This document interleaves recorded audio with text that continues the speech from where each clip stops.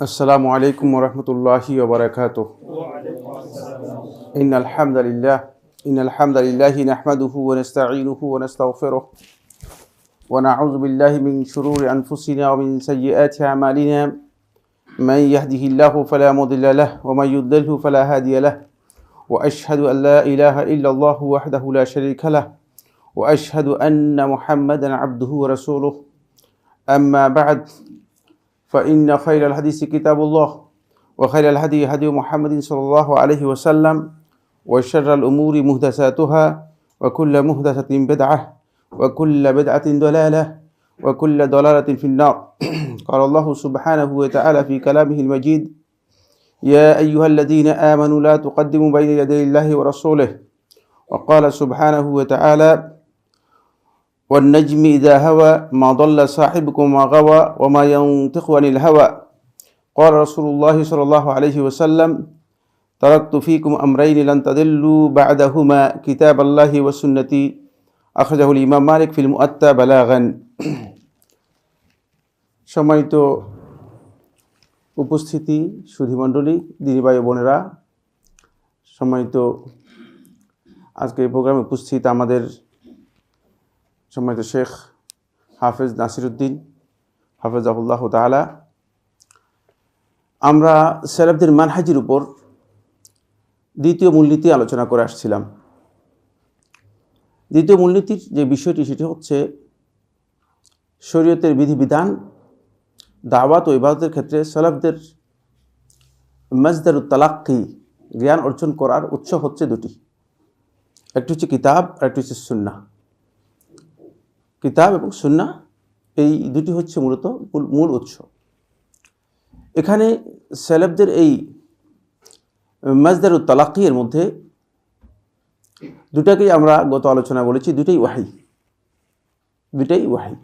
প্রথম যেটি সেটা হচ্ছে কোরআন, আল্লাহর কিতাব, এটা ওয়াহি মাতলু, আল্লাহর পক্ষ থেকে অবতীর্ণ হয়েছে। জিবরিল আমিন আলাইহিস সালাতু ওয়াস সালাম রাসূলুল্লাহ সাল্লাল্লাহু আলাইহি ওয়াসাল্লামকে পড়িয়ে শুনিয়েছেন, রাসূল সাল্লাল্লাহু আলাইহি ওয়াসাল্লাম জিবরিল আমিনকে পড়িয়ে শুনিয়েছেন, এবং এটি মুতাআব্বাদ বিতিলাওয়াতিহি, এর তেলাওয়াতের ইবাদত, আমাদেরকে ইবাদত হিসেবে তেলাওয়াত করতে বলা হয়েছে। আর দ্বিতীয় হচ্ছে সুন্নাহ ওয়াহি, ওয়া মা ইয়ানতিকু আনিল হাওয়া ইন হুয়া ইল্লা ওয়াহয়ুন ইউহা। সূরা নাজমের 2 এবং 3 নম্বর আয়াত থেকে বোঝা যাচ্ছে যে রাসূলুল্লাহ সাল্লাল্লাহু আলাইহি ওয়াসাল্লাম যা বলেছেন সবটাই ওয়াহি।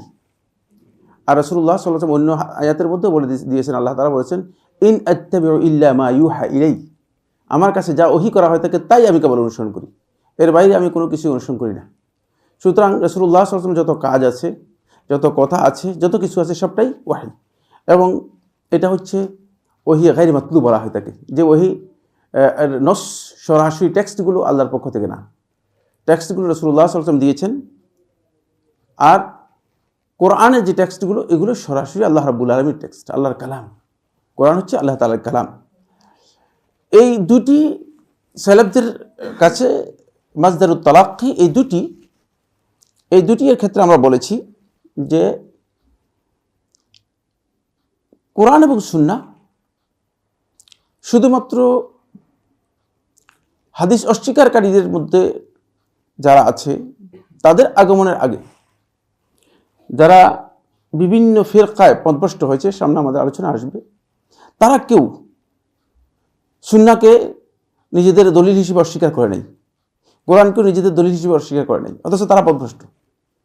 যেমন খারেজিরা পথভ্রষ্ট, তারা কিন্তু সুন্নাহকে কিছু অংশে স্বীকার করে, প্রায় অংশে স্বীকার করে না, কিন্তু তারা একথা বলে যে সুন্নাহ ওহী নয় বা দলিল নয়, কিন্তু খারেজিরাও একই পর্যায়ের।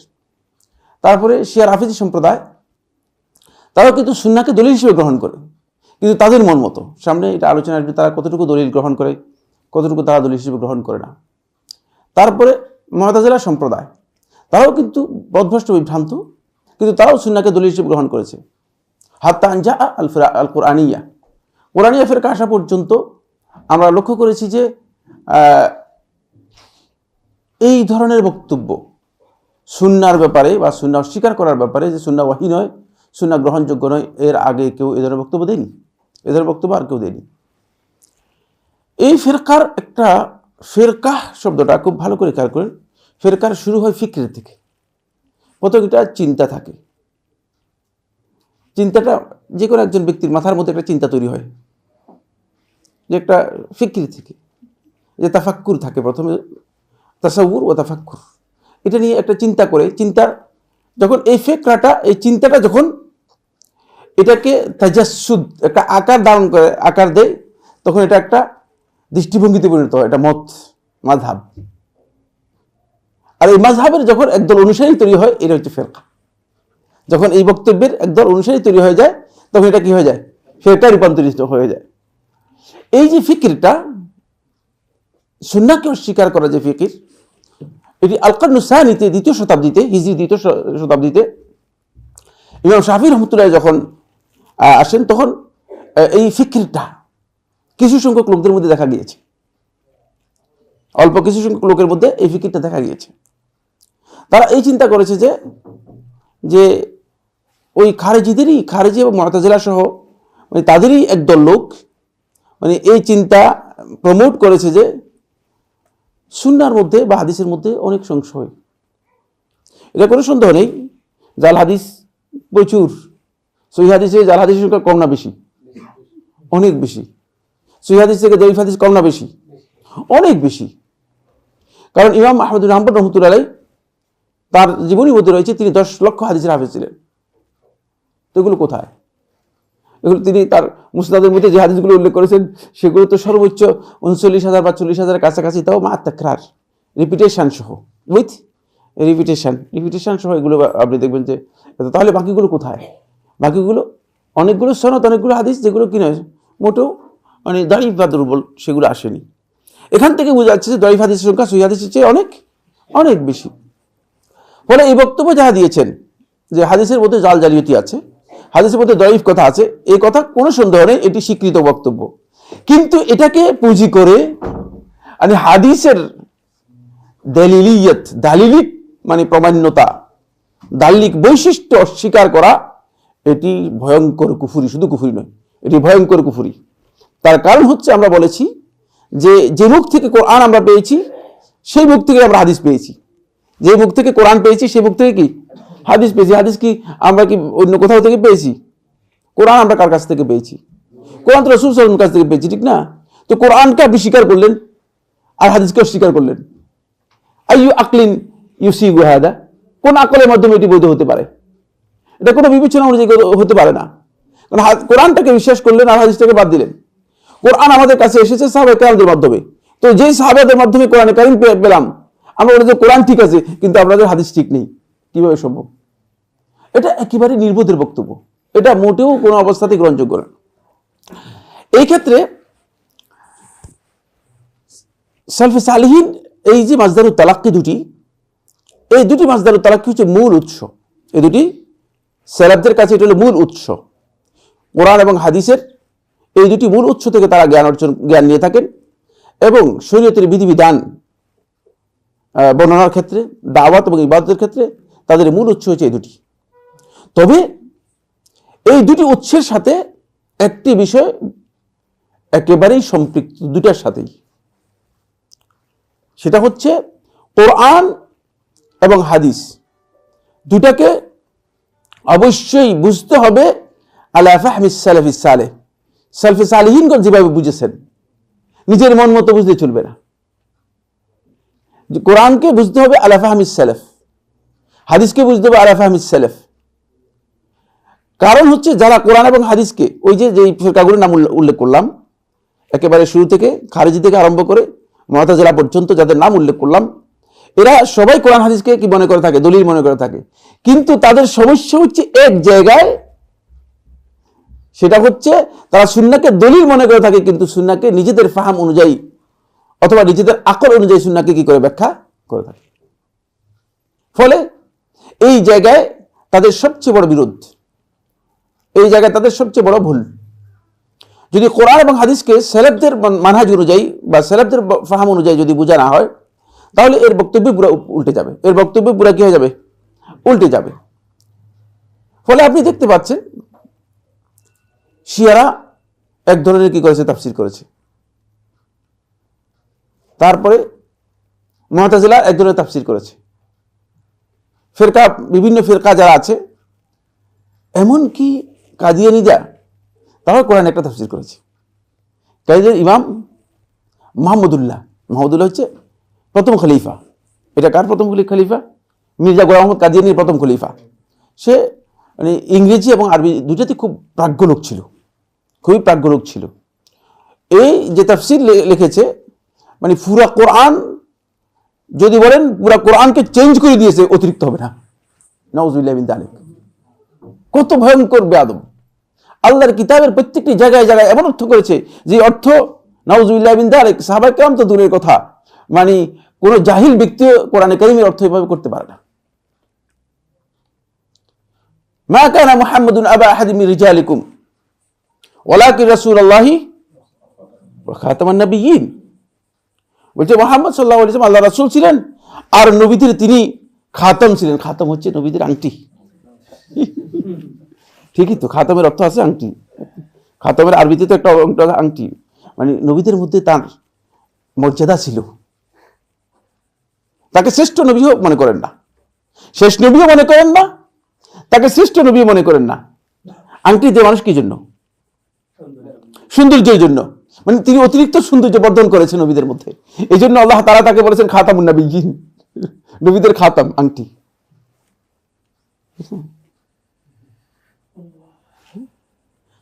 তারপরে ঈসা ইবনে মারইয়াম আলাইহিস সালাতু সম্পর্কে আল্লাহ তাআলা বলেছেন ওয়াল্লাহু মুতাওয়াফিকা, আল্লাহ রাব্বুল আলামিন আপনাকে মৃত্যু দিবেন, এবং আল্লাহ তাআলা মৃত্যু দিয়েছেন, তিনি তার মৃত্যু হয়ে গিয়েছে।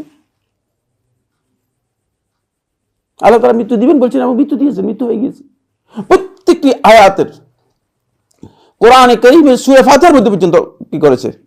মানে নিজের মন গড়া অর্থ করেছে। এইভাবে প্রত্যেকটি আয়াতের তারা কি করেছে? এই ভিন্ন অর্থ করেছে। কেন? তার কারণ হচ্ছে তারা ফাহামটা নিয়েছে বুঝতে কার? নিজেদের মন গড়া বুঝ দিয়েছে। আপনি যদি মনে করেন এই যে এটাকে কি বলা হয় থাকে, এই যে এগুলো দেখতেছেন না, পর্দার মধ্যে যদি আপনি বেশি করে গভীর তাকান, দার্শনিকের দৃষ্টি দেন যখন, তখন দেখবেন পর্দার মধ্যে মনে হয় যেন আল্লাহ আল্লাহ লেখা সব। এটাকে বলা থাকে দর্শন, বুঝলেন? এটা হলো আত-তাসাউউর আস-সাতহি, এটাকে আরবিতে বলা হয় আত-তাসাউউর আস-সাতহি। দার্শনিক দেখেন যে এটা কি জিনিস, এটা সম্ভবত একটা রশি হতে পারে, একটা কি হতে পারে, একটা সাপও হতে পারে। বুঝতে পেরেছেন? এই হলো দর্শনের চিন্তা। ঠিক একই ধরনের চিন্তা যখন এই চিন্তার মাথার মধ্যে আনবে, এই ফিকের মাথার মধ্যে আসবে, তখন নিজের মন গড়া কোরআন এবং হাদিসের ব্যাখ্যা, নিজের মন গড়া কোরআন হাদিসের কি করবে? অর্থ করবে। সেই অর্থ করেছে কারা? শুধু কাদিয়ানীদের কথা বলছি না, সবাই। বুঝলেন? আপনি আশ্চর্য হবেন যে মানে সর্বপ্রথম মুতাজিলাদের ইমাম জারুল্লাহ জামাখশারি রাহিমাহুল্লাহ তাআলা, আপনারা জানেন যে মানে তিনি আরবি ভাষার মহাপণ্ডিত ছিলেন, এবং আরবি ভাষার কোরআনের উপর তার একটা তাফসীর রয়েছে, হাদিসের উপর তার একটা তার মানে গারাইবুল হাদিসের উপর তার একটা কিতাব রয়েছে অত্যন্ত গুরুত্বপূর্ণ, যেটি সমস্ত মুহাদ্দিসিনদের কাছে গ্রহণযোগ্য হয়েছে। মানে মা কাউনিহি মুতাজিলি ছিল, ভয়ঙ্কর ধরনের মুতাজিলি ছিল। তিনি তাফসীর শুরু করেছেন প্রথম কুফর দিয়ে, আলহামদুলিল্লাহিল্লাযী খালাকাল কোরআন, নাউযুবিল্লাহি মিন যালিক। আলহামদুলিল্লাহিল্লাযী, মানে সেই আল্লাহ তাআলার প্রশংসা যিনি কোরআনকে সৃষ্টি করেছেন। কি আকীদা দেখছেন? আপনারা মাশাআল্লাহ কোরআনকে সৃষ্টি করেছেন আল্লাহ তাআলা, আল্লাহর প্রশংসা করেছেন। এই আকীদা, এই জন্য আহলে ইলমের কাছে আমাদেরকে যেতে হয়, আহলে ইলমের কাছে বসতে হয়। কেন? কারণ এই যে সূক্ষ্ম জিনিস বুঝতে পেরেছেন, কিভাবে ঢুকিয়ে দিয়েছে, প্রথম লাইন থেকে আরম্ভ করে শেষ লাইন পর্যন্ত জায়গায় বুঝতেও পারবেন না। মানে আপনি আমাদেরকে যখন আমাদেরকে মাদ্রাসা পড়াইছে, এটা কামিল ক্লাসের সিলেবাস, তখন আমাদের উস্তাদ যখন আমাদেরকে পড়াইছে, তখন আমাদের কাছে কেন জানি মানে জিনিসগুলো মনে যেন এলোমেলো বলে হচ্ছিল। কিন্তু যেহেতু মানে মুতাজিলাদের আকীদার উপর আমাদের এদেশে কোনো ধরনের পড়ালেখা নেই, কোনো পড়ালেখা নেই মাদ্রাসাগুলোতে, না কওমি মাদ্রাসা রয়েছে, না সরকারি মাদ্রাসা রয়েছে।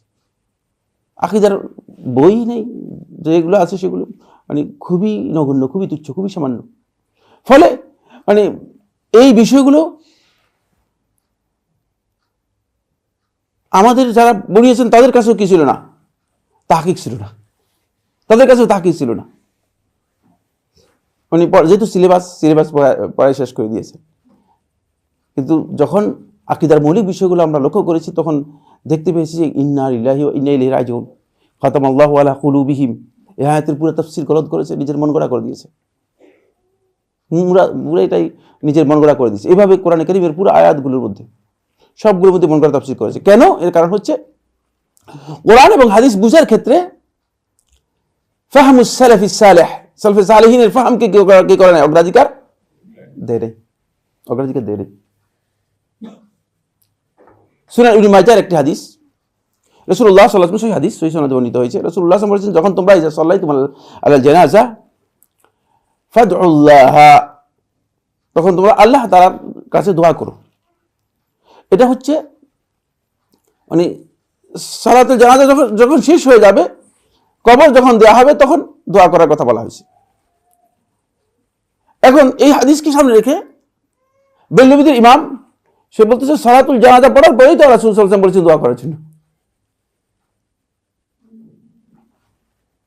ফলে তারা বলছে যে জানাজার সালাত শেষ হবেই তো দোয়া করতে হবে।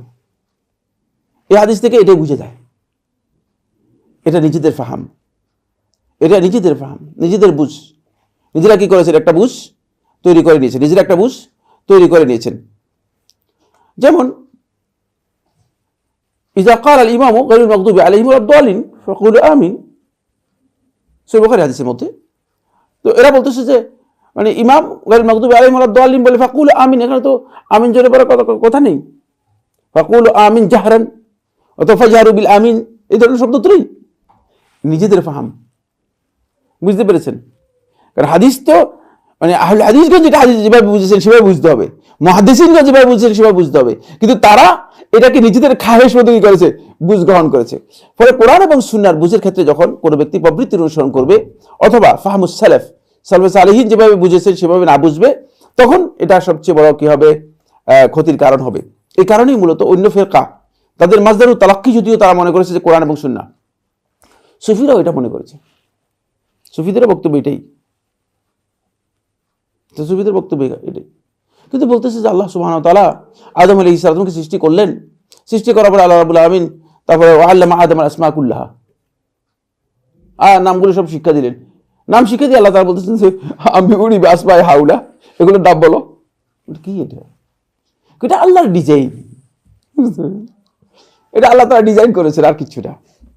এটা মূলত আল্লাহ ডিজাইন করেছেন। এটা মানে আদমকে এভাবে করে আল্লাহ রাব্বুল আলামিন কি করবেন, একটা চক্কর লাগাবেন, চক্কর লাগাই জান্নাত থেকে আবার বাংলাদেশে পৃথিবীতে নিয়ে আসবেন। এই যে বক্তব্যগুলো, এগুলো হচ্ছে তাদের খাহেশের বক্তব্য।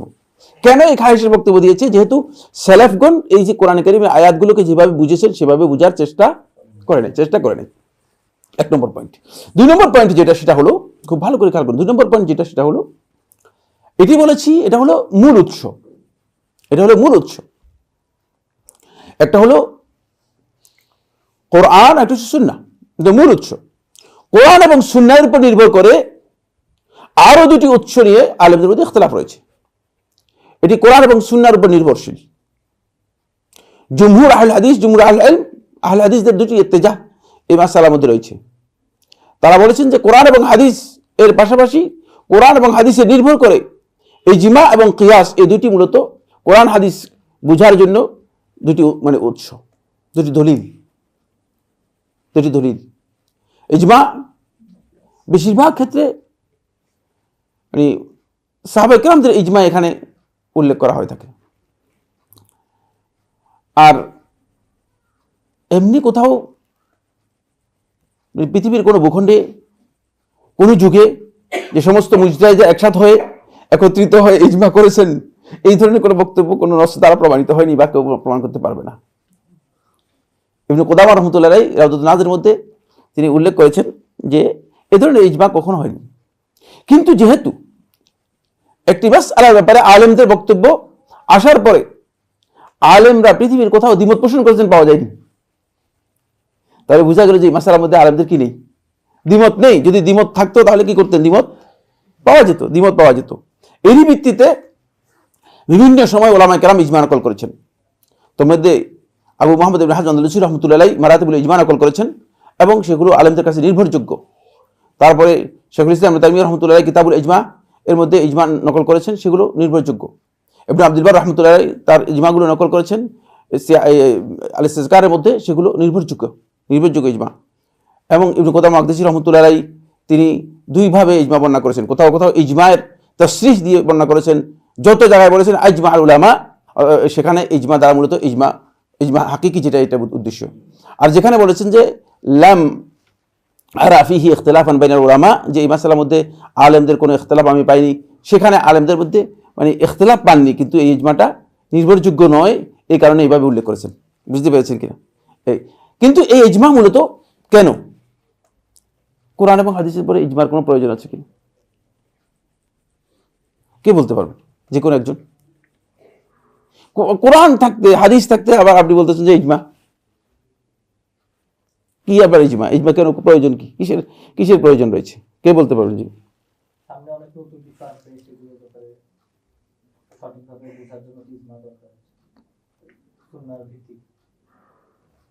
মাশাআল্লাহ, মানে কথাটা কাছাকাছি এসে গিয়েছে, কথাটা কাছাকাছি আসছে। সেটা হলো এই ইজমা এর প্রয়োজন এই জন্য, যাতে করে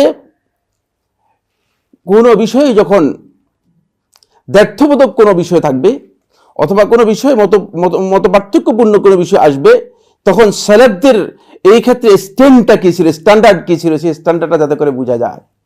বুঝতে পেরেছেন? এটা কোরআন এবং হাদিসের মূল যে ফাহামটা রয়েছে এটাকে শক্তিশালী করবে। 1400 বছর পর্যন্ত একটা মাসআলা যখন আলেমদের মানে সবাই এক কথা বলেছে, 1400 বছর পরে সাইফুল্লাহ এসে নতুন কথা বলে দিল, মান আনতা ওয়া মিন আইনা, কোত্থেকে আসছো, কোথায় বলতেছো, প্রশ্ন আসবে।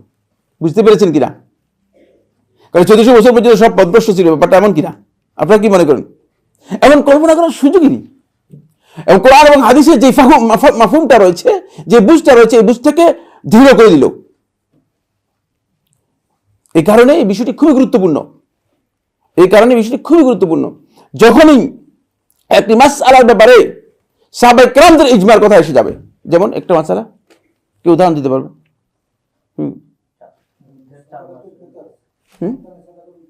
হ্যাঁ,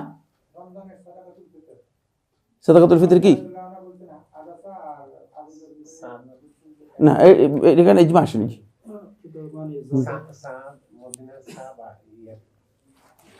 না, তারিকুস সালাহ, এখানে ইজমা নকল করেছেন আব্দুল ইবনে শাকিক রাহিমাহুল্লাহু তাআলা, সুনান তিরমিজির মধ্যে এসেছে। এবং তারিকুস সালাহ, সালাত ত্যাগকারী ব্যক্তি, সালাত অস্বীকারী নয়। সালাত অস্বীকারী সে কাফের, এই ব্যাপারে কোনো দ্বিমত নেই। কিন্তু সালাত ত্যাগকারী অলস, ঘুমায় সালাত কি করতেছে, নষ্ট করে দিচ্ছে, ঘুমিয়ে সালাত আদায় করতেছে না, অথবা খামখেয়ালি করে সময় নষ্ট করে সালাত আদায় করতেছে না। সালাত ত্যাগকারীর ব্যাপারে জুমহুর মানে সমস্ত প্রায় মানে এই কথা সবারই মাসআলা একই, কিন্তু পার্থক্য হচ্ছে শুধুমাত্র শাস্তির ব্যাপারে।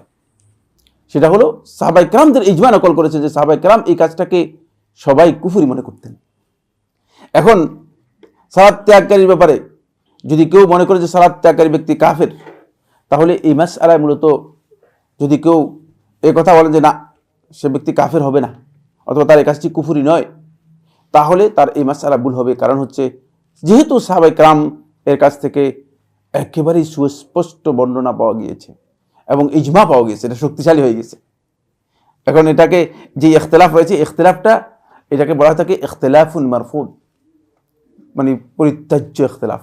ইখতিলাফটা গ্রহণযোগ্য নয়, কারণ তাহলে সাহাবায়ে কেরামদের মানে এই মাফহুমটাকে অথবা এই চেতনাকে আমরা কি করতে হবে, অস্বীকার করতে হবে।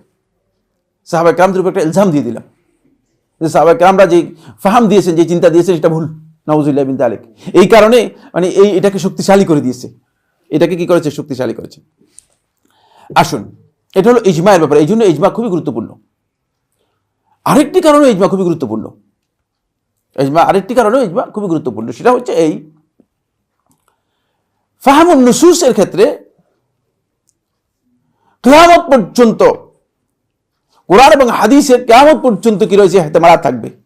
এই ইহতিমালাতগুলোকে যখন পূর্ববর্তী আলেমদের ইজমা পাওয়া যাবে, তখন এটাকে কি করে দেওয়া হবে, কনফাইন করে দেওয়া হবে, সীমাবদ্ধ করে দেওয়া হবে।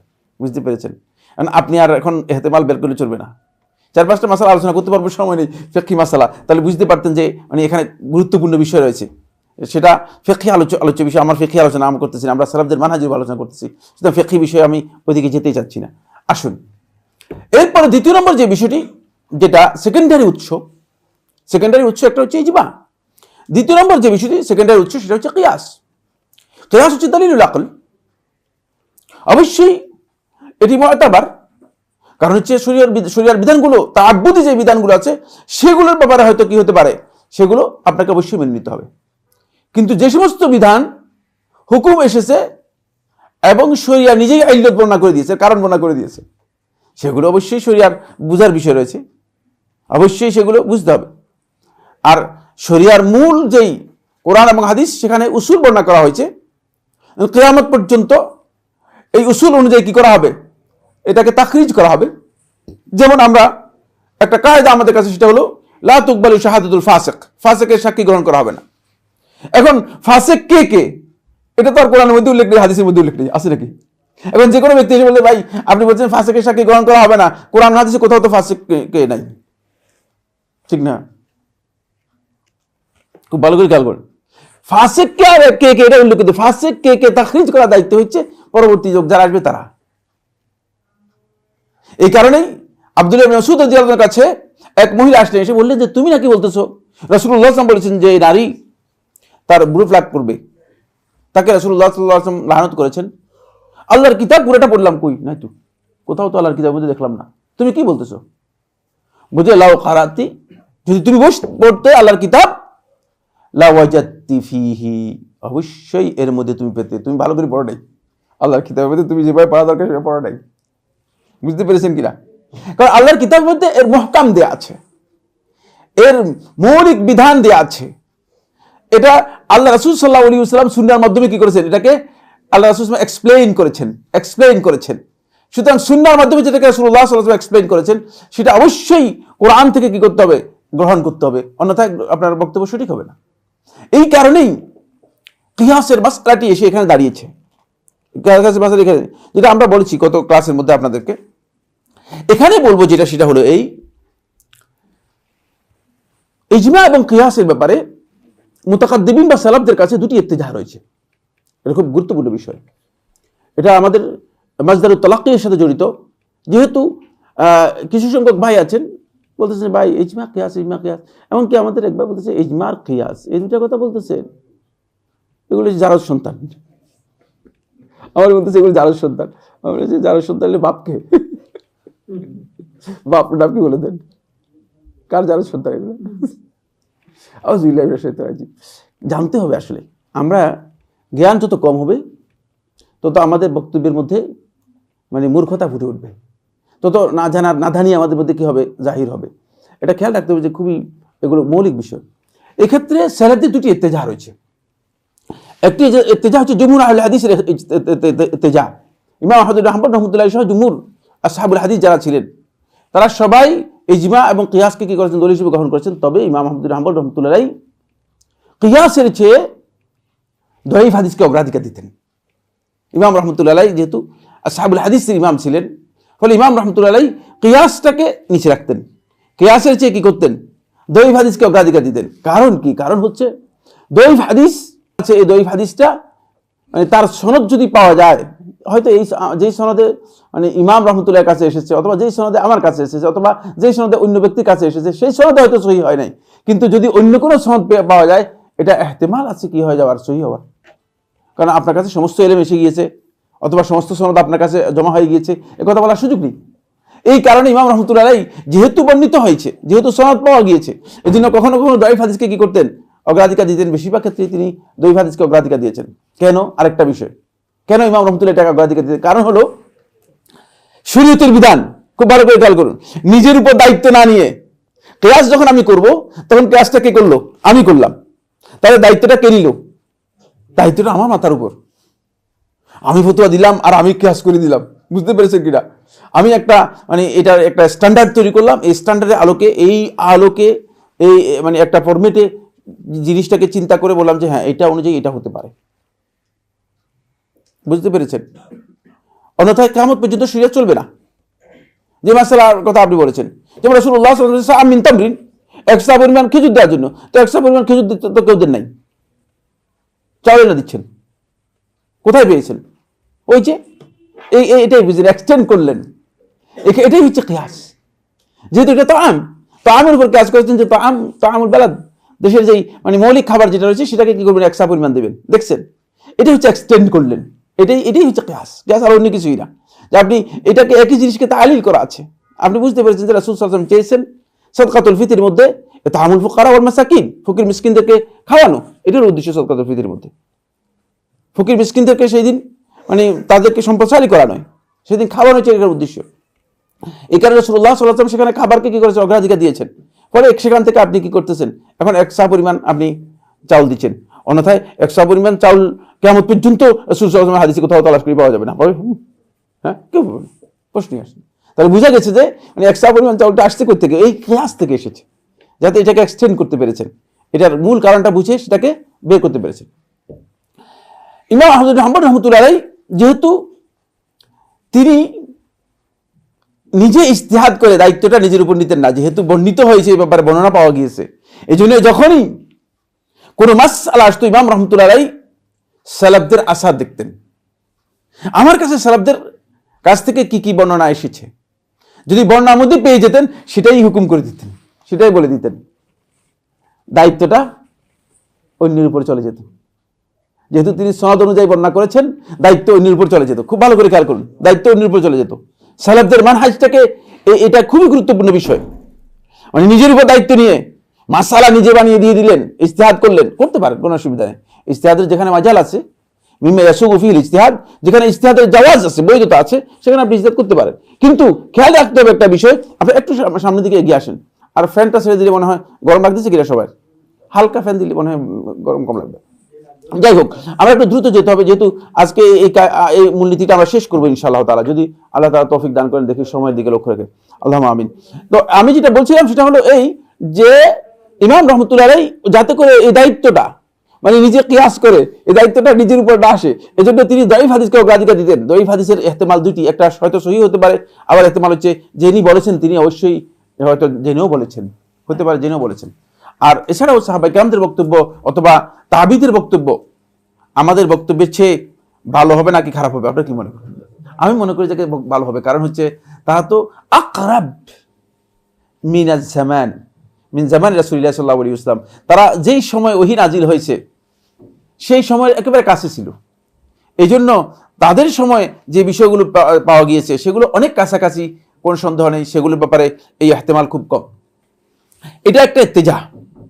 আরেকটি ইত্তেজা হচ্ছে সেটা হলো সালাফদের কাছ থেকে তারা ইজমা এবং কিয়াসকে গ্রহণ করতেন না। ইজমা এবং কিয়াসকে গ্রহণ করতেন না। ইজমাকেও গ্রহণ করেন নাই, কিয়াসকে গ্রহণ করেন নাই। এই বক্তব্য সর্বপ্রথম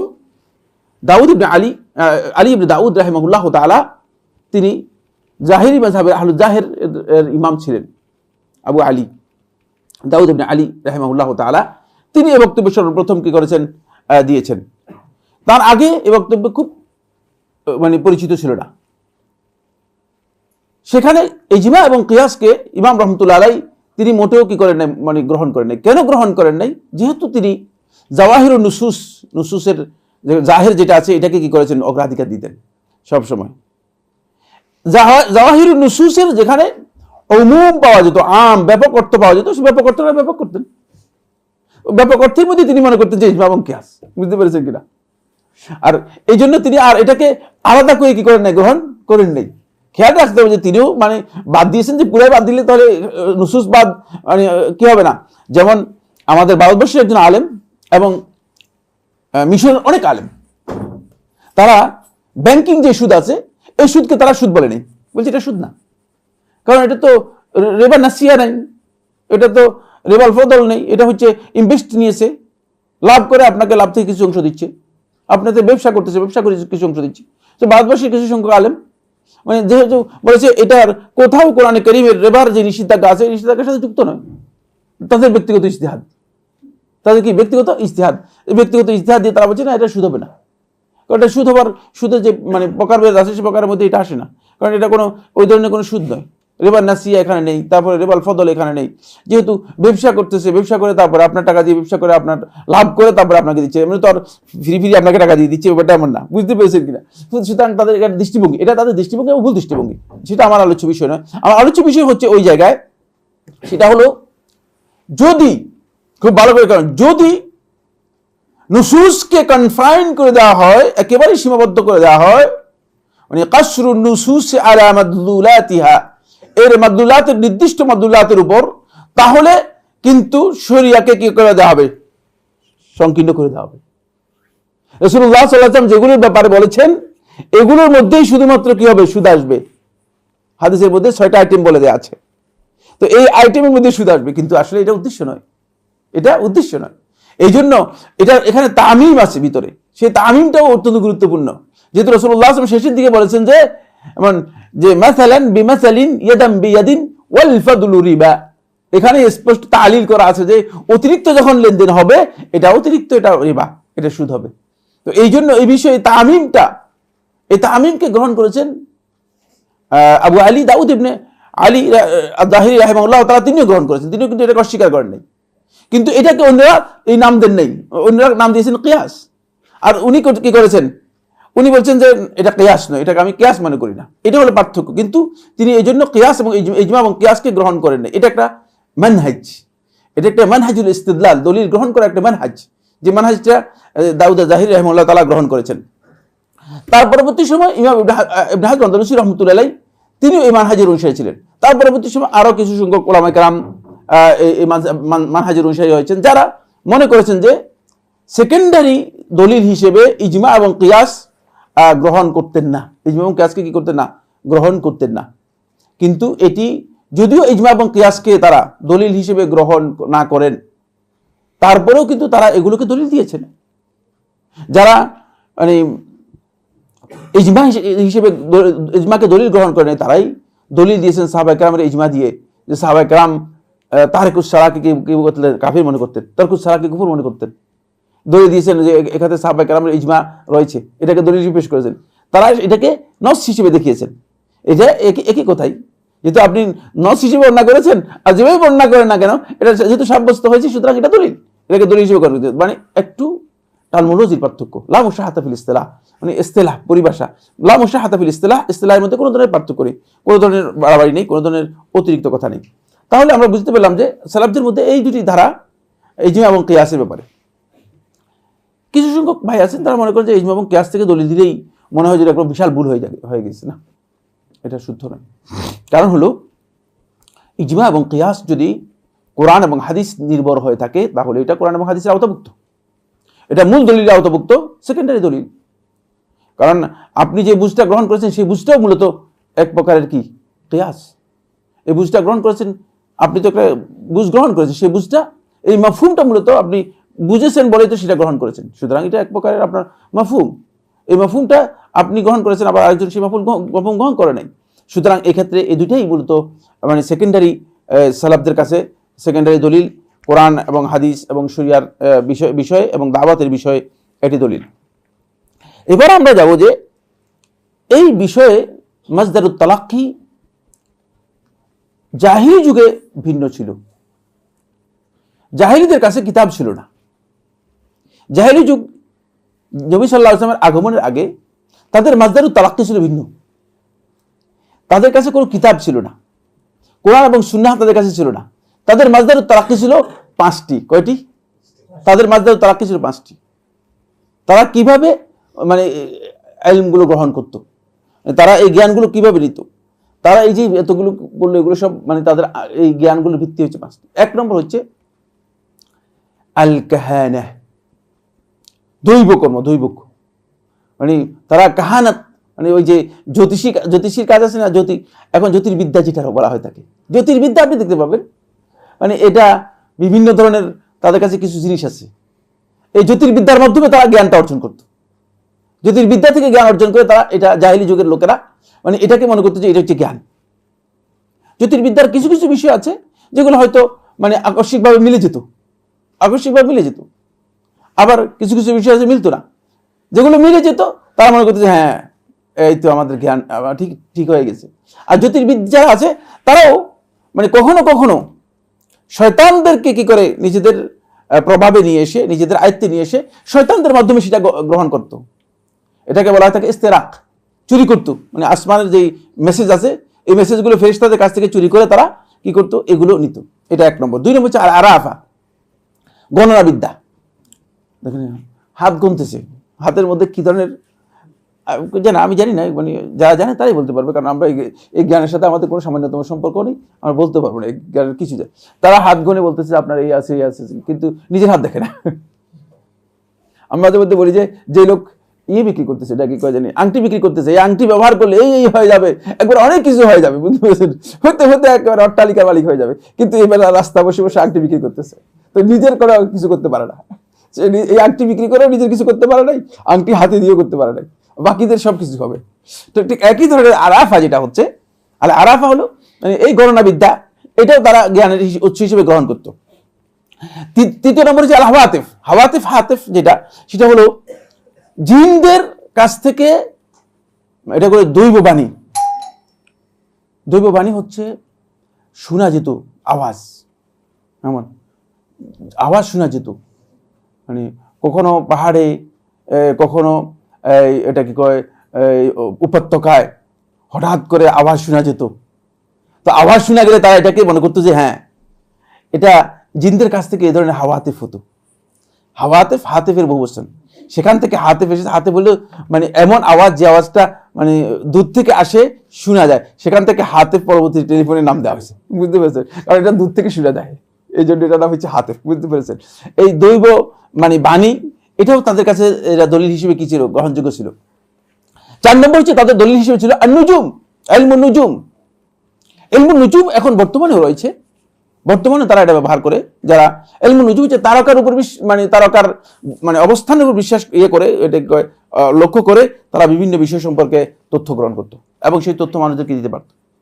যেমন এটা অনেকটা কোনো কোনো দিক থেকে বর্তমান আবহাওয়া জ্ঞান যেটা রয়েছে, আবহাওয়াবিদ্যা যেটা রয়েছে, এটাকে কি ওয়েদার যে মানে করা হয়ে থাকে, আগে থেকে ইনফরমেশন দেওয়া হয়ে থাকে, এই ধরনেরই। যেমন এই তারকা দেখে বলতে পারতো যে এই ধরনের হবে, বৃষ্টি হবে, অথবা ঠান্ডা হবে, অথবা এই হবে। এইটা হয়তো অভিজ্ঞতা, এটা এক প্রকারের অভিজ্ঞতা। যদি অভিজ্ঞতা না হয়, ইসলাম আসার পরে এই জ্ঞানগুলোকে কি করেছে, ইসলাম কঠিনভাবে নিষেধ করেছে। শেষ যেটা, সেটা হলো ইলমুস সিহর, জাদুবিদ্যা। এটা কিন্তু তারা মানে আগের থেকে আমদানি করেছে, জাদুবিদ্যাটা আমদানি করা হয়েছে। জাদুবিদ্যা সম্পর্কে মানে ধারণা করা হচ্ছে, তারাই ধারণা করছে যে এটি মানে যারা জাদুবিদ্যা আবিষ্কার করেছে তাদের বক্তব্য হচ্ছে যে এটি সুলাইমান ইবনে দাউদ আলাইহিস সালাতু ওয়াস সালামের কাছ থেকে প্রাপ্ত। যদিও এই বিষয়ে বিশুদ্ধ বক্তব্য হচ্ছে সুলাইমান ইবনে দাউদ আলাইহিস সালাতু ওয়াস সালাম এই বিদ্যা আল্লাহ তাআলা কোরআনের মধ্যে স্পষ্ট করেছেন, ওয়া মা কাফারা সুলাইমান ওয়ালাকিন্না শায়াতিনা কাফারু। আল্লাহ রাব্বুল আলামিন স্পষ্ট করে দিয়েছেন যে সুলাইমান আলাইহিস সালাম এই জ্ঞানের সাথে জড়িত নন, তিনি মূলত এই জ্ঞান মানুষদেরকে শিক্ষা দেন নাই। কিন্তু যারা জাদুকর তারা বলতে যে সুলাইমান আলাইহিস সালাম মানে জাদুর মাধ্যমেই মূলত এই কাজগুলো করেছেন। সুলাইমান আলাইহিস সালাম যে ক্ষমতার ছিল, আপনারা জানেন যে আল্লাহ তাআলা তাকে যে বিভিন্ন পাওয়ার দিয়েছিলেন, সেই পাওয়ারের জাদুকররা বলতেছে এটা জাদুর মাধ্যমে তিনি করতেন। নাউজুবিল্লাহ মিন যালিক। আসলে না, এটা তার আল্লাহর পক্ষ থেকে তার জন্য একটা বড় মুআজিজা ছিল, এবং তিনি এই মুলক, এই যে বিশাল রাজত্ব, যে রাজত্ব আল্লাহ সুবহানাহু ওয়া তাআলা তার জন্য স্পেশাল দিয়েছেন, সেই রাজত্ব তিনি লাভ করেছেন। এটা হলো জাহিলি সমাজের, যেহেতু তাদের কাছে কিতাব এবং সুন্নাহ এগুলো কিছু ছিল না, তাদের কাছে ওহীও ছিল না। তাদের সর্বশেষ ওহী কখন? তাদের সর্বশেষ ওহী হচ্ছে মানে ইসমাঈল আলাইহিস সালামের কাছে যেই সহিফা নাজিল হয়েছে, সেই সহিফা ইব্রাহিম আলাইহিস সালাম এবং ইসমাঈল আলাইহিস সালাম। ইব্রাহিম আলাইহিস সালাম পরবর্তী ইসমাঈল আলাইহিস সালাম মক্কা নগরীতে তিনি বনি জুরহুম যখন আসে, তখন এখানে বসতি স্থাপন করেন। ইসমাঈল আলাইহিস সালামের কাছে অবতীর্ণ যে কিতাব সর্বশেষ বা সহিফা, মানে এই সহিফার উপর নির্ভর করেই মূলত এই, কিন্তু তাদের কাছে এগুলোর কোনো কিছুই নেই। জাহেরি সমাজের কাছে এটা অনেক লম্বা, অনেক মানে অনেক ফারাক, অনেক মাঝখানে বিশাল একটা মানে সময় গিয়েছে, যে ইসহাক এবং ইসহাকের বংশধর যারা আছে তাদের মধ্যে নবীদের ব্যাপক আগমন ঘটেছে, কিন্তু এই ধারায় নবীদের আগমনের কথাটি আল্লাহ সুবহানাহু ওয়া তাআলা বলেননি, কোরআনের মধ্যে আসেনি। কিন্তু এর অর্থই নয়, আবার এই কথাও কিন্তু ভুল, এর অর্থ এই নয় যে এখানে নবী আসেনি নেই, এ কথা বলাও কিন্তু মানে বৈধতা নেই, কারণ নবী আসছেন কিনা আমরা জানি না, আল্লাহ তাআলা বলেন নাই, এটাই বলবো আমরা, আল্লাহ তাআলা বলেন নেই। আমরা অতিরিক্ত বলতে পারবো না যে না এখানে নবী আসেন নেই।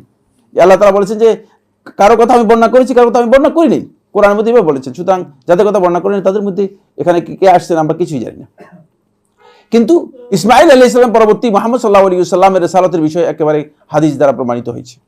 মুহাম্মদ সাল্লাল্লাহু আলাইহি ওয়াসাল্লামের রিসালাতের বিষয়টি মানে মুহাম্মদ সাল্লাল্লাহু আলাইহি ওয়াসাল্লামের দোয়া, ইব্রাহিম আলাইহিস সালামের দোয়া এবং মুহাম্মদ সাল্লাল্লাহু আলাইহি ওয়াসাল্লামের আগমন একটি আরেকটির সাথে ওতপ্রোতভাবে জড়িত। এরপরে আসেন পরবর্তী যেই ফিরকাগুলো যারা তাদের মাসদারুত তালাক্কি পরিপূর্ণ আলাদা। প্রথম ফিরকা হচ্ছে খারিজি সম্প্রদায়। খারিজি সম্প্রদায় শুধুমাত্র কোরআনকে দলিল হিসেবে গ্রহণ করেছে, অধিকাংশ হাদিসকে অস্বীকার করেছে। সাহাবায়ে কেরামদের সাথে সম্পর্কিত যে হাদিসগুলো ছিল সবগুলোকে অস্বীকার করেছে, যেহেতু সাহাবায়ে কেরামদের থেকে তারা নিজেরা বারাত ঘোষণা করেছে। সাহাবায়ে কেরামদের ব্যাপারে তাদের অবমুক্ত হয়ে গিয়েছে, তারা সাহাবায়ে কেরামদের সম্পর্কে বিরূপ ধারণা করেছে। আলী ইবনে আবি তালিবকে হত্যা করেছে এবং বিরূপ একটা ধারণা করেছে। ফলে খারিজিদের সর্বশেষ এখন অবলম্বন যেটা হচ্ছে সেটা হলো একটা দেশ আছে ওমান, আপনার নাম শুনছেন না? এটা হচ্ছে এবাদি ফিরকার, মানে এবাদিদের একটা, খারিজিদের একটা গ্রুপ হচ্ছে এবাদিয়া, এবাদিয়াদের মাধ্যমে এটা পরিচালিত হয়।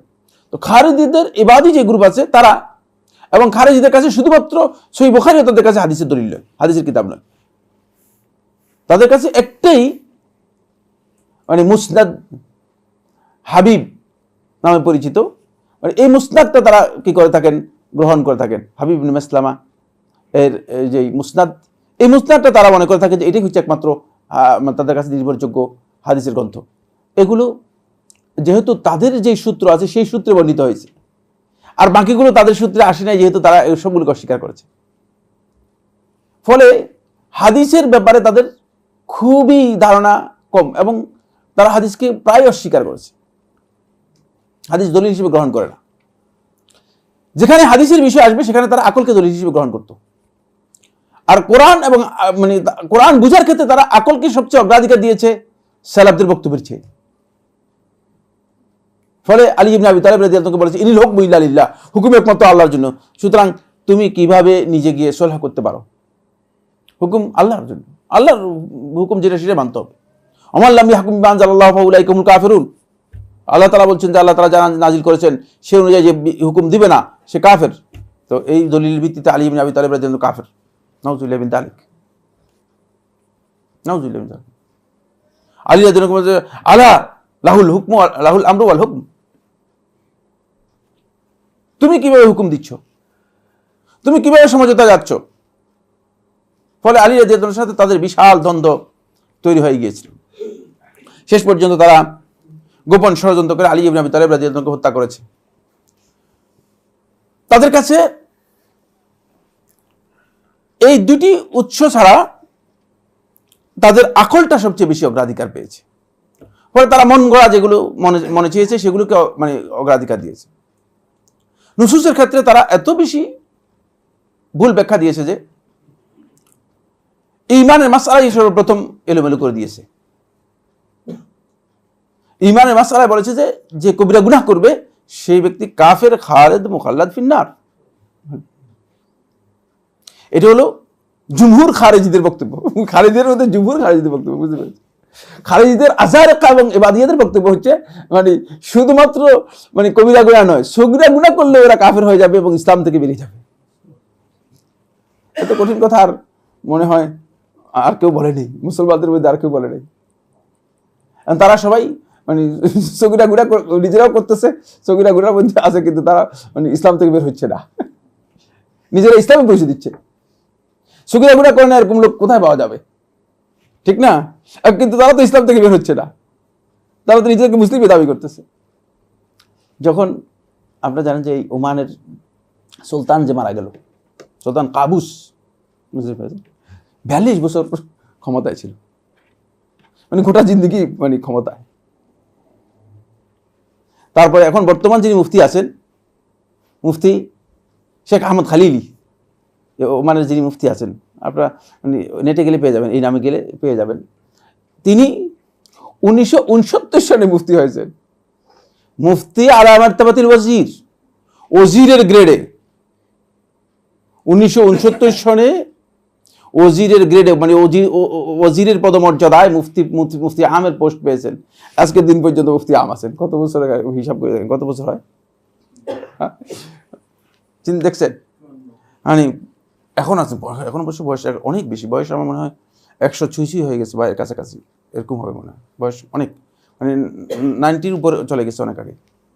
তো এই বলতেছিলাম যেটা, যখন এই সুলতান মারা গেল, তখন তাদের আকীদা অনুযায়ী যদি সগীরা গুনাহ করলে সে কাফের হয়ে যায়, তাহলে এই সুলতান তো বহু আগেই কি হয়েছে, মৃত্যুর অন্তপক্ষে 50 বছর আগেই কাফের হয়েছে, মৃত্যুর অনেক আগে কাফের হয়ে গেছে না। এখন আমাদের মাশায়েখদের মধ্যে থেকে মানে একজন শেখ একটা টিম পাঠালেন তাদের এই মুফতির কাছে, বলছে যে মুফতির জিজ্ঞেস করো যে এই সুলতানের উপর জানাজা সালাত জায়েজ হবে কিনা, কাফের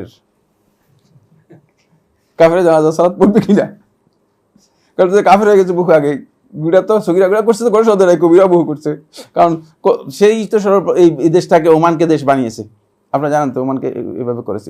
ওমান অনেক উন্নত দেশ, অনেক দিক সমৃদ্ধ দেশ। তো তখন মুফতির কাছে যাওয়ার পরে মুফতিকে জিজ্ঞেস করলে, কি আপনি কি বলেন, জানাজা সালাত হবে কিনা? বলি নাম ইউসাল্লাহ আলাইহি ওয়া ইয়াদউ লিগাইরিহি, তার সালাত হবে। খুব সুন্দর ফতোয়া, এই ফতোয়াটা বলা যায় যে তার জানাজা সালাত হবে, কিন্তু অন্যের জন্য দোয়া করা হবে, তার জন্য দোয়া করা যাবে না। ভ্রষ্টতার একটা দিক আছে, বুঝতে পেরেছেন?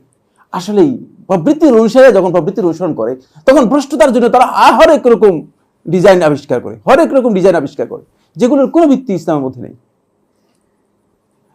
নিজের উপরে এত জুলুম করার দরকারই কি ছিল, ঠিক না? ফলে ইমানের ব্যাপারে তাদের এত ভয়ঙ্কর একটা মানে বিচ্যুতি, কঠিন অবস্থা তারা ইমানের ব্যাপারে হয়েছে। এর কারণ হচ্ছে তারা নিজেদের মানে প্রবৃত্তিকে কি করেছে, অগ্রাধিকার দিয়েছে এবং আকলটাকে সবচেয়ে বেশি সেখানে কাটিয়েছে। তাদের একটা বক্তব্য কোরআনী ফিকহ গ্রহণ করেছে, সেই বক্তব্যটা হচ্ছে এই, খুব ভালো করে এটা বাংলাদেশেও চালু হয়েছে। বাংলাদেশে কিছু কিছু আলেম, আমাদের মানে চিন্তাধারার কিছু কিছু আলেম, মানে আমাদের সাথে যারা কাজ করে, এরকম কিছু কিছু আলেম এখন শিকার হয়ে গেছে। সেটা হচ্ছে এই যে যারা জাহান্নামে যাবে, তারা জাহান্নামে চিরস্থায়ী হয়ে যাবে, আর জাহান্নাম থেকে আর কি হবে না, কেউ বের হবে না, জাহান্নাম থেকে আর কাউকে বের করা যাবে না। জাহান্নাম এমন একটা জিনিস, আর বের হওয়ার সুযোগ নেই। আল্লাহ তাআলা বলে দিয়েছেন, তাদের কাছে আল্লাহ বলে দিয়েছেন ওয়া হুম খারিজিনা মিনহা। কোরআনের আয়াত দিয়ে দলিল দিয়েছেন, কি করবেন আপনি? ওয়া হুম খারিজিনা মিনহা, তারা জাহান্নাম থেকে বের হবে না, আল্লাহ তাআলা বলছেন। দেখছেন, এটা কিন্তু এই খারিজিদের আকীদা, এটাও তারা কোরআনকে ব্যাখ্যা করেছেন। এবং এই যে বর্তমানে যে কোরআনী ফিকহ রয়েছে, তারা কোরআনে কারীমের আপনি একটি আয়াত দিয়েও কথা প্রমাণ করতে পারবেন না যে মানে জাহান্নামে যাওয়ার পরে জাহান্নাম থেকে লোকেরা বেরিয়ে আসবে।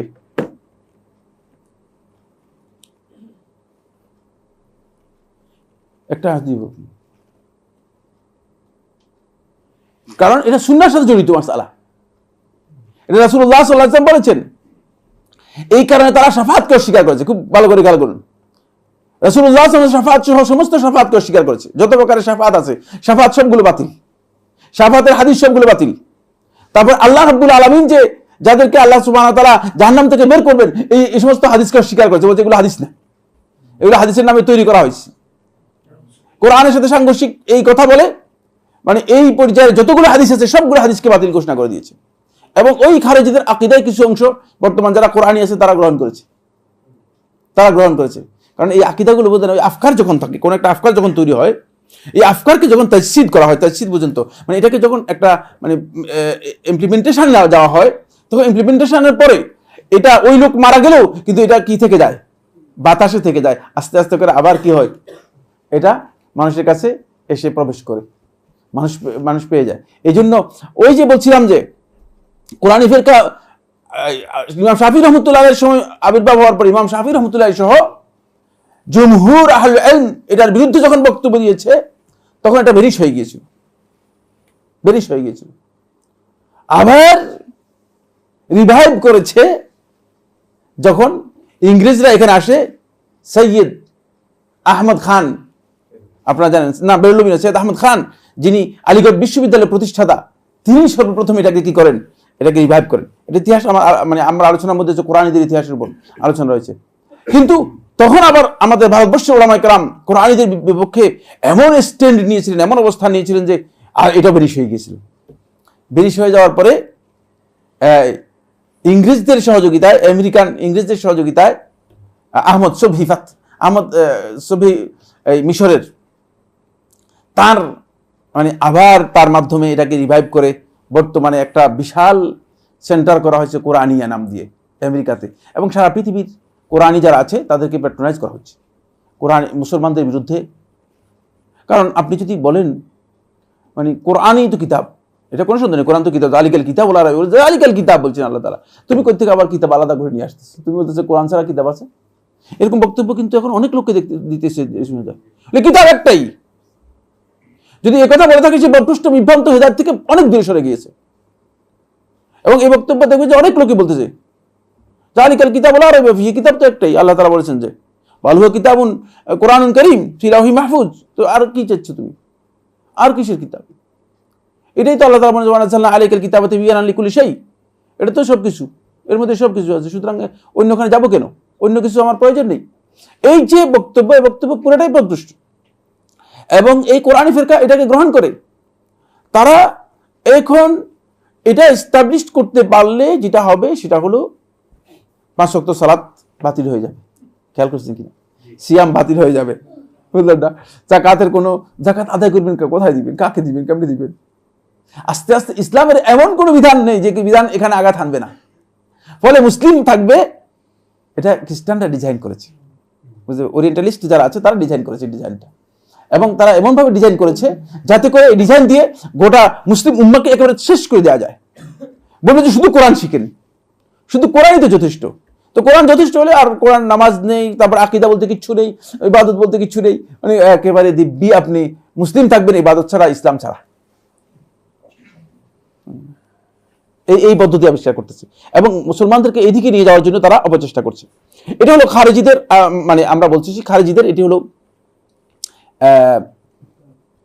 মাজদারুত তালাক্কি, তাদের মানে জ্ঞান অন্বেষণ বা জ্ঞান গ্রহণ করার যে উৎস খারেজিদের কাছে এই উৎস। এবার আসছে রাফিজি সম্প্রদায়। রাফিজিদের উৎস হচ্ছে তারা কোরআনকে স্বীকার করে, বাট কোরআনের সাথে জাফরকে যুক্ত করে। বলছি কোরআন যে আছে, এই কোরআনের মধ্যে কিছু নাকশ হয়ে গেছে, কম কিছু ঘাটতি আছে। এই ঘাটতিটা আল্লাহ রাসূল সাল্লাল্লাহু আলাইহি ওয়াসাল্লাম ফাতিমা বিনতে মুহাম্মদ সাল্লাল্লাহু আলাইহি ওয়াসাল্লাম তার কাছে দিয়ে গেছেন। সেটা হচ্ছে মাসআলাতুল জাফর। জাফর এটা হলো মানে ছাগলের চামড়ার উপর লেখা কিছু মানে বিষয়, আলাদা বিষয় ছিল। তাদের বক্তব্য হচ্ছে এর মধ্যে সূরাতুল ভিলায়া, বুঝলেন না, আলী রাদিয়াল্লাহু আনহু মানে ভিলায়াতের যে সূরা আছে এই সূরা দিয়েছে, তারপরে আল ওসিয়া, ওসিয়তনামা রয়েছে, আরও কিছু মানে আলী রাদিয়াল্লাহু আনহুকে স্পেশাল রাসূল সাল্লাল্লাহু আলাইহি ওয়াসাল্লাম যে নির্দেশগুলো দিয়েছেন সেগুলো এখানে রয়েছে। কোরআনটা ঠিক আছে, কিন্তু এর মধ্যে কোরআনের কিছু জিনিস কি করছে সাহাবায়ে কেরাম আলী রাদিয়াল্লাহু আনহুর যেই মানে মর্যাদা, তার ওসিয়তের ওলায়াতের সাথে সম্পৃক্ত, এগুলোকে গোপন করে দিয়েছে, হাইড করে দিয়েছে, এগুলোকে সরাই ফেলছে। এর জন্য তাদের সবচেয়ে শক্তিশালী দলিল হচ্ছে সহিহ বুখারী হাদিস। তো আপনি বুখারী মানেন কিনা? না, বুখারী আমি মানি না। তো বুখারী হাদিস দলিল হয় কিভাবে? আমি গত ক্লাসে আপনাদেরকে বলেছি যে তারা এই কোরআনী ফিরকার লোকেরা হাদিস মানে না, কিন্তু রাসূল সাল্লাল্লাহু আলাইহি ওয়াসাল্লামের একটা হাদিস রয়েছে যে হাদিসের ব্যাপারে আলেমদের বিতর্ক রয়েছে, যদিও জুমহুর আহলে হাদিস এটাকে সহিহ বলেছেন, লা তাকতুবু আন্নী গায়রাল কোরআন, কোরআন ছাড়া অন্য কিছু আমার কাছ থেকে তোমরা লিখবে না, এটাকে দলিল হিসেবে গ্রহণ করতেছে। আরে তুমি তো হাদিসই মানো না, তুমি এটাকে দলিল হিসেবে গ্রহণ করো কিভাবে? তুমি কোরআন থেকে বলবা যে রাসূল আল্লাহ তাআলা বলছেন যে কোরআন ছাড়া আর কিছু করবে না। তুমি হাদিস থেকে এই কথা বললে তো তুমি তাহলে হাদিস দলিল হিসেবে গ্রহণ করলা। তুমি হাদিসকে দলিল হিসেবে গ্রহণ করলে তাহলে এখন হাদিস মানি না কথা বলার অর্থ কি? ঠিক তারাও সহিহ বুখারীকে মোটেও মানে না। বুখারী হচ্ছে সবচেয়ে বড় মিথ্যাবাদী। তাদের কাছে হচ্ছে বুখারী হচ্ছে সবচেয়ে বড় মিথ্যাবাদী, এবং বুখারীর একটি হাদিসও গ্রহণযোগ্য নয় তাদের কাছে। সেই ক্ষেত্রে এই মানে রাফিজি সম্প্রদায় তারাই সহিহ বুখারী হাদিস দলিল দিচ্ছে, বলতেছে যে বুখারীর মধ্যে আসছে রাসূলুল্লাহ সাল্লাল্লাহু আলাইহি ওয়াসাল্লাম মৃত্যুর সময় বলছে যে আমার জন্য কিতাব নিয়ে আসো, আমি তোমাদেরকে লিখে দিব। বলছি কিতাব আনতে ওমর ইবনে খাত্তাব রাদিয়াল্লাহু আনহু কেন বাধা দিলেন? ওমর রাদিয়াল্লাহু আনহু দেখলেন আল্লাহ নবী সাল্লাল্লাহু আলাইহি ওয়াসাল্লামের অবস্থা খুবই চঙ্গিত, খুবই মানে কষ্টের নবী সাল্লাল্লাহু আলাইহি ওয়াসাল্লামের অবস্থা দেখে উমর রাদিয়াল্লাহু বললেন যে রাসূল সাল্লাল্লাহু আলাইহি ওয়াসাল্লামকে এখন আরামে থাকতে দাও। এখন তারা এটাকে দলিল হিসেবে গ্রহণ করে বলতেছে যে হ্যাঁ বুখারী হাদিস, বুখারী তো মানো না, বুখারী হাদিস দলিল হয় কিভাবে? সাহাবায়ে কেরাম যদি গোপন করতেন তাহলে এটাই তো গোপন করতেন সর্বপ্রথম, ঠিক না? এটাই তো সর্বপ্রথম গোপন করতেন। আর এখানে তোমাদেরকে কে বলছে যে আলী রাদিয়াল্লাহু আনহুকে লিখে দিয়ে যাবে? সেখানে আলী রাদিয়াল্লাহু আনহু ছিল কিনা রাসূল সাল্লাল্লাহু আলাইহি ওয়াসাল্লাম ইন্তেকালের সময়? ছিল না। এটা খবর নেই, বেখবর। বুঝতে পেরেছেন কিনা? যাই হোক, সেটা আমার আলোচ্য বিষয় নয়। আমার আলোচ্য বিষয় হচ্ছে যে জায়গা, সেটা হলো রাওয়াফিদদের, তারা কোরআনকে নিয়েছে কিন্তু কোরআনকে কি করেছে? কোরআনকে তারা মনে করে থাকে যে কোরআনের মধ্যে নকশ রয়েছে, কিছু জিনিস ঘাটতি রয়েছে, কিছু জিনিস সাহাবায়ে কেরাম উজ্জ্বল করে দিয়েছেন, যেগুলো ফাতিমা রাদিয়াল্লাহু তাআলার কাছে পাওয়া গিয়েছে পরবর্তী সময়। এটা এখানে খুব গুরুত্বপূর্ণ একটা ইনফরমেশন দিব, খুবই গুরুত্বপূর্ণ, খুব ইম্পর্টেন্ট ইনফরমেশন জানতে হবে, খুবই ইম্পর্টেন্ট। যেহেতু আল্লাহ সুবহানাহু ওয়া তাআলা কোরআনে কারীমকে হেফাজত করার জন্য আল্লাহ রাব্বুল আলামিন এটা কোরআনের মধ্যে ওয়াদা করেছেন, ইন্না নাহনু নাযালনা যিকরা ওয়া ইন্না লাহু লাহাফিজুন, যে আমি কোরআনকে নাযিল করেছি, আমি কোরআনে হেফাজত করব।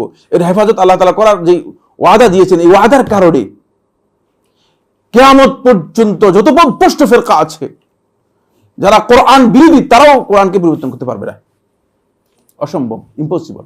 এই জন্য রাফিজিদের যে কিতাব, যে কোরআন আমাদের কিরাও না, এটাই কোরআনের মধ্যে কিছু যুক্ত করতে পারে নাই, কোরআনের মধ্যে কি করতে পারে নাই, কিছু যুক্ত করতে পারে নাই।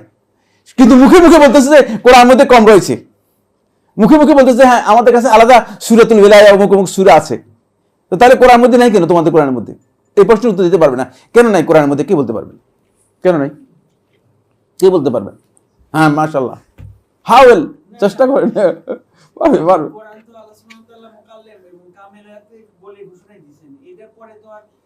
না, জ্ঞানের উত্তর দিতে হবে, এই সমস্ত আউল ফাউল উত্তর চলবে না।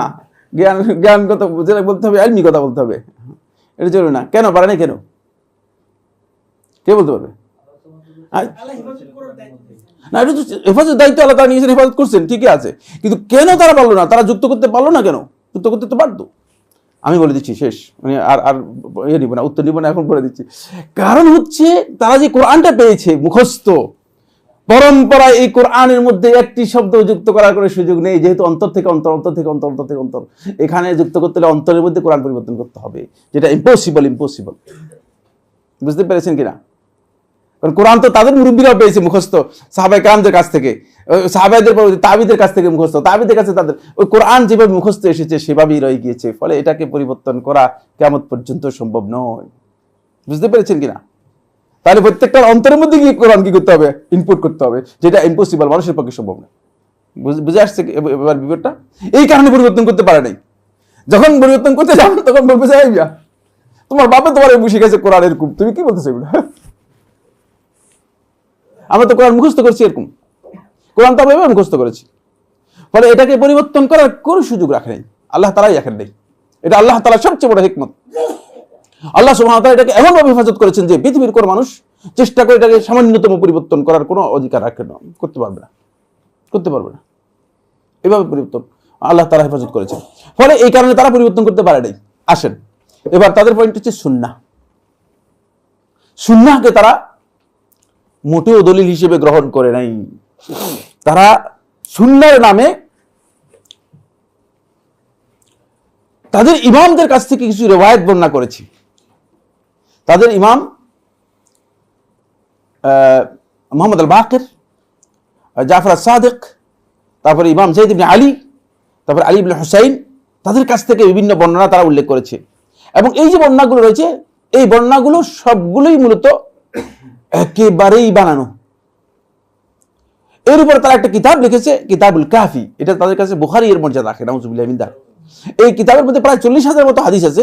কুলাইনীর লেখা এই কিতাবের মধ্যে 40,000 মতো কাছাকাছি হাদিস রয়েছে, যেগুলো হাদিস নয়, আসার বা বিভিন্ন বর্ণনা।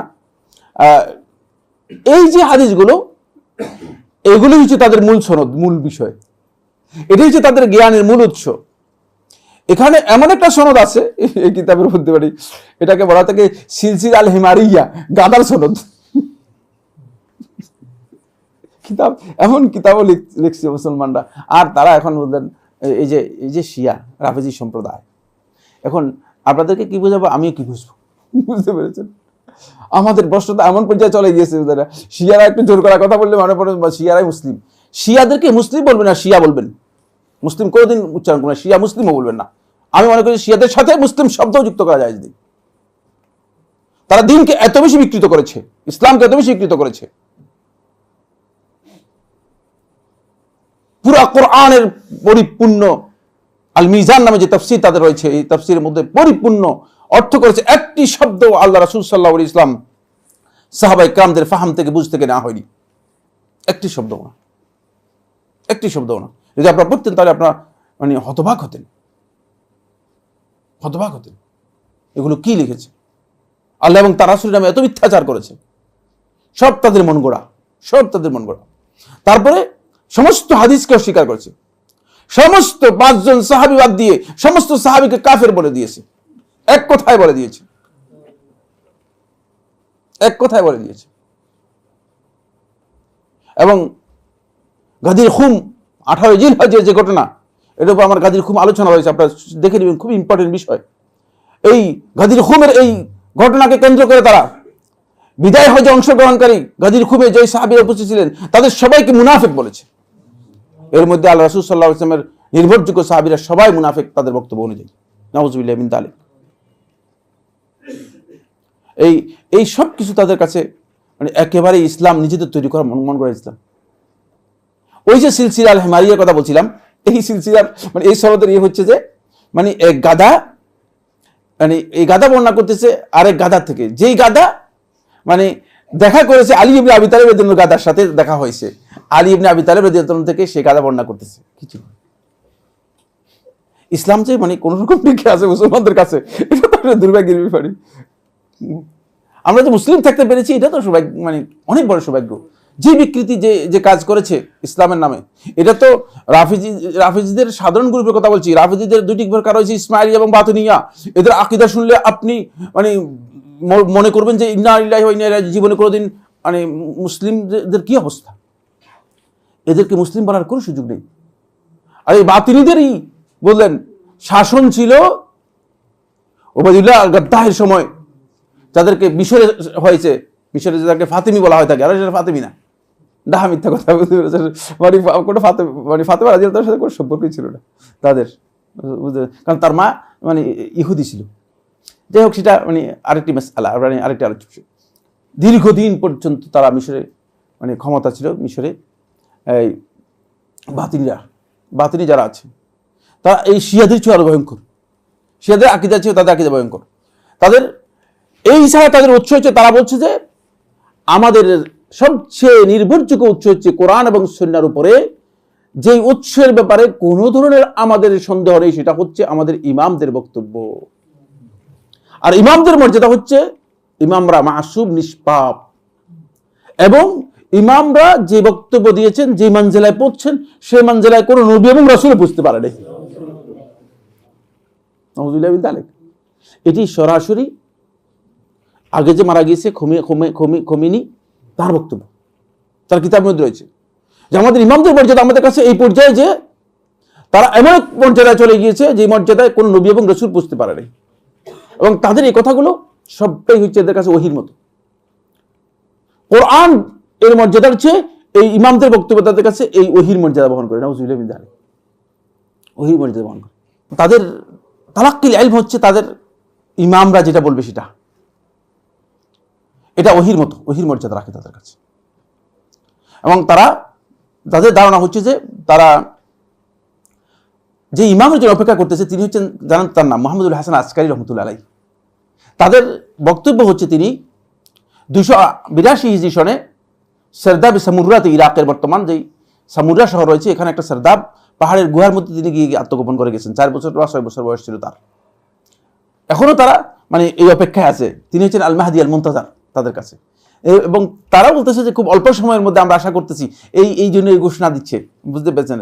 মানে তারা হয়তো এই ধরনের কোনো মানে তৈরি করতে পারে, যে আমরা আশা করতেছি খুব অল্প সময়ের মধ্যে এই তাদের যে মাহাদি রয়েছে, এই মাহাদি কি হয়ে যাবে, আগমন ঘটে যাবে। নাউযুবিল্লাহি মিন যালিক। আর আমাদের এই দেশে কিছু সংখ্যক লোক এটাকে বুঝলেন না, ওটা মাহাদির আগমন ঘটে যাচ্ছে। কিছু মানে মানে কোনটা তল কোনটা তলানি এটা বুঝে না, বুঝতে পেরেছেন? একটা হচ্ছে তলা, একটা হচ্ছে তলানি, এটা বুঝে না। একেবারেই বেকুব টাইপের লোক জানতে হবে বিষয়গুলো সম্পর্কে। তারা কি কোন দিকে যাচ্ছে, কারণ তাদের দুটো ফেরকা, বুঝতে পেরেছেন। একটা ফেরকার মতে মানে ইমাম তাদের মাহাদির মুনতাজারের নাম হচ্ছে মুহাম্মদ হাসান আল আসকারী রহমতুল্লাহ আলাইহি, মানে তাদের ধারণা অনুযায়ী এটা শেষ ইমাম, 12 নম্বর ইমাম। আরেক ফেরকার মতে না, তারা বলছেন যে মুহাম্মদ হানাফিয়া রাদিয়াল্লাহু তাআলা তিনি আত্মগোপন করে গেছেন রাদওয়া থেকে তিনি বেরিয়ে আসবেন এবং তিনি মূলত মাহদি মুনতাজার। এবার দেখেন মানে তাদেরই ইখতিলাফ রয়েছে, তাদেরই ফেরকা রয়েছে। সুতরাং অন্যদের ফেরকার কথা বাদই দিলাম, তাদেরই কি অবস্থা। তো এই যে শিয়া রাফেজি সম্প্রদায়ের যেই তাদের যেই উৎস, এই উৎসগুলো তারা মূলত যেহেতু তারা ইমামদের বক্তব্যকে ওহী মনে করে, ফলে তাদের কাছে কোরআন এবং সুন্নাহ মোটেও কোনো কিছুই না, এটা শুধুমাত্র শো। আমাদের দেশ থেকে কোরআন প্রতিযোগিতায় মানুষ যায়, কোরআন প্রতিযোগিতা করে হেফজ শোনায়, হেফজ করে আসে, কিন্তু কোরআন তাদের কাছে শুধুমাত্র মানে তারা কোরআনকে মানে আল্লাহর পক্ষ থেকে অবতীর্ণ কিতাব মনে করে, কিন্তু মনে করে যে এটা নাকিস, এখানে কিছু জিনিস গোপন করা হয়েছে যেগুলো পরিপূর্ণ নেই। আর বাকি সুন্নাহকে তারা দলিল হিসেবে গ্রহণ করে না। সাহাবায়ে কেরামদের বুঝতে দূরের কথা, সাহাবায়ে কেরামদের হাতে গোনা কয়জন ছাড়া আর বাকিদেরকে কি করে না, বাকিদেরকে তারা মুসলিমই মনে করে, নাউজুবিল্লাহ মিন যালিক। এটা হলো রাফেজি সম্প্রদায়ের আকীদা। এবার আসুন, এরপরে আরেকটি ফিরকার আবির্ভাব ঘটে, যেই ফিরকাটি মূলত একটি ভয়ঙ্কর আকীদা নিয়ে বেরিয়ে এসেছে, সেটা হচ্ছে ওয়াসিল ইবনে আতার অনুসারী। ওয়াসিল ইবনে আতাল মৌসিলি এই হচ্ছে মুতাজিলাদের ইমাম। এই মূলত জাহম ইবনে সাফওয়ান থেকে তালিম গ্রহণ করে। জাহমিয়াদের একই ধারা, শুধু কয়েকটা এডিশনে একটু চেঞ্জ এসেছে, কয়েকটা জায়গায় চেঞ্জ করেছে, কিন্তু একই বক্তব্য জাহমিয়া এবং মুতাজিলাদের। এই জায়গায় তারা মনে করে থাকে যে কোরআন ঠিক আছে, কিন্তু কোরআনকে বিশ্বাস করে কোরআনকে আল্লাহর কালাম মনে করে না। প্রথম হচ্ছে কোরআনকে বিশ্বাস করে কিন্তু কোরআন আল্লাহর কালাম মনে করে না। তাহলে কোরআনটা কি? আল্লাহর কালাম না হলে কোরআনটা কি? তাদের বক্তব্য হচ্ছে কোরআনটা হচ্ছে এটি আল্লাহ সুবহানাহু ওয়া তাআলা সৃষ্টি করেছেন, জিবরিল আমিনকে সৃষ্টি করে দিয়েছেন, রাসূল সাল্লাল্লাহু আলাইহি ওয়াসাল্লাম কি করেছেন বলছেন এটাকে যে যেভাবে বুঝবে সেভাবে বুঝা যাবে। এবং এই তাফসীর নতুন বের হয়েছে বাংলাদেশে, এতদিন পর্যন্ত এই তাফসীর বের হয় নাই। নতুন বাংলাদেশে একজন বের করেছে, যুগের চাহিদার আলোকে কোরআনের তরজমানা ব্যাখ্যা। আর চাহিদার আলোকে কোরআনের তরজমা হয় কিভাবে? তরজমা তো হবে কোরআনের অনুবাদ অনুযায়ী। কত বড় জাহিল! আর সে নিজেকে মুসলিমও দাবি করতেছে। আর এই মুসলমানরা আমাদের এই সমাজের মুসলমানরা তার কাছে গিয়ে মানে দিন শিখার জন্য চেষ্টা করতেছে। নাউজুবিল্লাহ মিন যালিক। চিন্তা করেন কত ভ্রষ্টতা আমরা আছি। মানে এই জ্ঞানের এই যুগে যদি মানুষ এই কাজ করে তাহলে কি হবে? কোরআনের তরজমা বা অনুবাদ এটা কি মানে যুগের চাহিদা অনুযায়ী হবে নাকি? এটা কি মন করার বিষয় নাকি করছে? তার কারণ হচ্ছে তারা বলছে যে এটা আল্লাহ তাআলা সৃষ্টি করেছেন জিবরিল আমিনকে, জিবরিল আমিন যেভাবে রাসূল সাল্লাল্লাহু আলাইহি ওয়াসাল্লামকে মানে ওইটা দিয়েছেন সেভাবে জিবরিল আমিন রাসূল সাল্লাল্লাহু আলাইহি ওয়াসাল্লাম পেশ করেছেন। এবং এখানে মূলত লাফজ মাতলুব না, মাতলুব হচ্ছে মানা, ওয়াল কুরআনু মা'নান লা লাফজান। নাউযুবিল্লাহি মিন যালিক। কোরআনের এই শব্দগুলো দর্তব্য করে বিষয়টা করতে হবে না, কারণ আল্লাহর কালামই না, দর্তব্য হবে করতে হবে। এটা সৃষ্টি করা হয়েছে, আর এটা জিবরিল আমিন কি করেছেন? এক্সপ্রেস করেছেন। বাকি এটা মানাটা তারা মনে করে যে মানাটা সময় ব্যবধান এটা পরিবর্তন হবে। মানাটা হচ্ছে এখানে মাতলুব, মানা হচ্ছে অর্থ, ভাবটা, মর্মার্থ যেটা, এটাই হচ্ছে এখানে সবচেয়ে গুরুত্বপূর্ণ বিষয়। ফলে কোরআনের উপর তাদের মূলত কোরআন হিসেবে কি নেই, আস্থা নেই। মুতাজিলাদের কোরআনকে এভাবে মানে না। দ্বিতীয় পয়েন্টে আসছে হাদিসকে তারা দলিল হিসেবে গ্রহণ করে না। কোরআনের পরে তাদের কাছে, কোরআনের আগে, কোরআন নয়, কোরআনের আগেও তাদের কাছে প্রথম দলিল হচ্ছে তাদের কাছে আকল। আকল হচ্ছে শরীয়তের মূল উৎস। মানে আকল যেটাকে অ্যাকসেপ্ট করবে কোরআন এবং হাদিসের, সেটাই গ্রহণযোগ্য। আর যদি আকল দিয়ে বুঝতে না পারি তাহলে বুঝতে না, এটা মানে আমরা বুঝি নাই। কোরআন হলে এটা আমরা গ্রহণ করব না, কিন্তু আমরা চুপ থাকবো। আর হাদিস হলে এটা মানবই না। আকল হচ্ছে মূল উৎস। আকল দিয়ে বিচার করবে কোরআনকে, আকল দিয়ে বিচার করবে হাদিসকে, আকল দিয়ে কোরআনকে বিচার করে যেটা মানে দেখা যাচ্ছে যে ঠিক আছে, এটা মানা যায় এবং এটা আকলে কোনোভাবেই মুখালেফ নয়, তাহলে হ্যাঁ ঠিক আছে, এটা মানবো আমরা। কিন্তু আকলের মুখালেফ যদি কোনো কিছু থাকে, এটাকে আমরা মানে কোরআনের মধ্যে আছে এই হিসেবে আমরা অস্বীকার করবো না, কিন্তু আমরা এটাকে ওইভাবে মানবো না, অথবা এটার কোনো ব্যাখ্যা আমাদের জানা নেই। কিন্তু কোন হাদিস অথবা কোন সুন্নাহ যদি আকল দ্বারা প্রমাণিত নয়, এসবটাই বাতিল। ফলে হাদিস তাদের কাছে সেটাই গ্রহণযোগ্য যেটা আকল দিয়ে কি করা যায়, গ্রহণ করা যায়। কোরআনের ব্যাপারে এই অবস্থান, হাদিসের ক্ষেত্রে এই অবস্থান।